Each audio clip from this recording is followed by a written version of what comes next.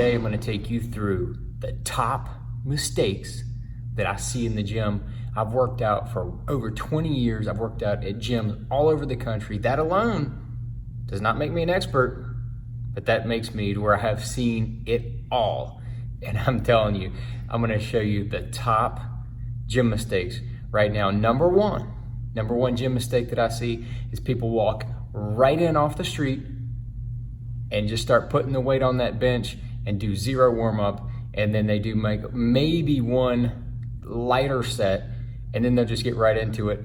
Not advisable. Number one definitely is no warming up.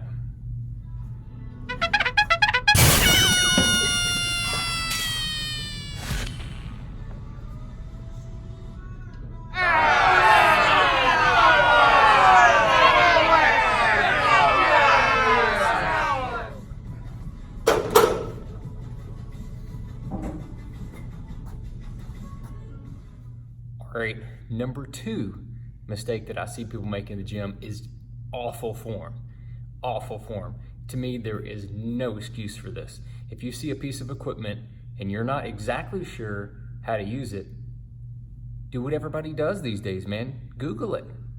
Google it. Look it up, just like you're doing right now. Look it up. Look at the videos that are online. Try to find a reputable source. YouTube is filled with it. If you're going to do a bench press, or say you want to do a squat, or you want to do a deadlift, watch 3 or 4 of these videos. Make sure you do the right form, proper form, full range of motion. I see people do little partial reps and stuff like that. There's a place and time for that, but you got to understand exactly what you're doing when you're doing that. But if you're not, just look up the proper form, folks. I have seen some stuff.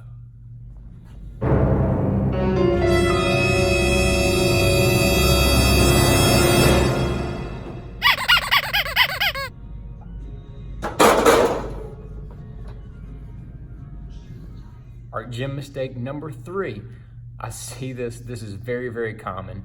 And this is number 3 is not going hard enough. Just being soft. That's what I call it. Is they go in the gym and they just go through the motions. They go through the motions. They do themselves a little warm up maybe, and they're doing proper form, but they just don't go hard enough. They're not using any additional principles to help change their body. In order to change the way that your body looks, you have to really push your body further than it's used to, further than it's comfortable with. You have to push your body. That didn't mean doing anything stupid. That just means doing things a little harder. Maybe you're going to work in some Weider principles. Maybe you're going to be working some drop sets, working some compound sets. Maybe you're doing additional sets. Maybe instead of doing 3 sets, maybe you do 4 or 5. Maybe you pick up the tempo in between your sets. Instead of doing 2 minutes in between your sets, you're doing 30 seconds in between your sets. Make it harder. Go harder.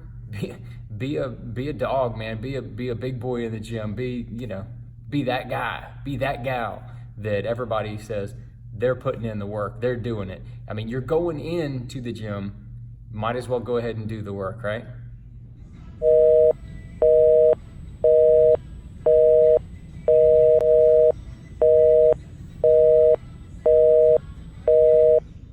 Gym mistake number 4, it's right here. Music, man. I can't believe all these people work out with no music. I've read a number of articles that talk about people that listen to music while they work out.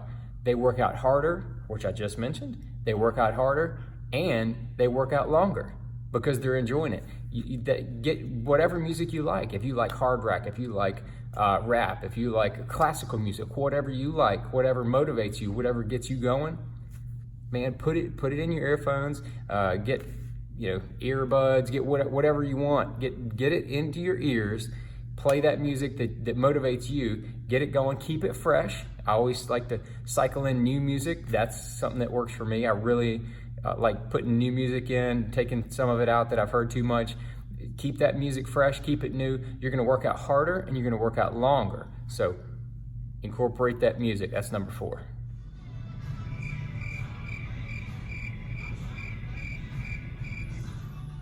All right, number 5 tip, here it is people come into the gym, they're doing all of these things that I've just described. They're hitting the strides, they're doing everything that they're supposed to be doing, they're working hard, they're sweating, they get a good pump going on, and then they just leave the gym. And I'll talk to them, and they say, "Oh yeah, well I'll do all this work, and then I just go home and I shower, and then I work, I go to work, and then I'll eat lunch later." What? You don't have a post-workout drink? You need it, man. Just make yourself a post-workout drink. You need 3-to-1 or 4-to-1 carbs to protein. You don't want to get a lot of fats in there. There is research out the wazoo that shows that this helps replenish what your body has just depleted. When you exercise, whether you're doing cardio or you're lifting weights, all the energy levels in your blood, the glycogen levels, they are depleted. They are down as far as they will be because you've used all of that simple energy to exercise. You went hard. You did all that stuff. It's depleted your body. Your body is not in a state fuel-wise to recover. Just put it in there, man.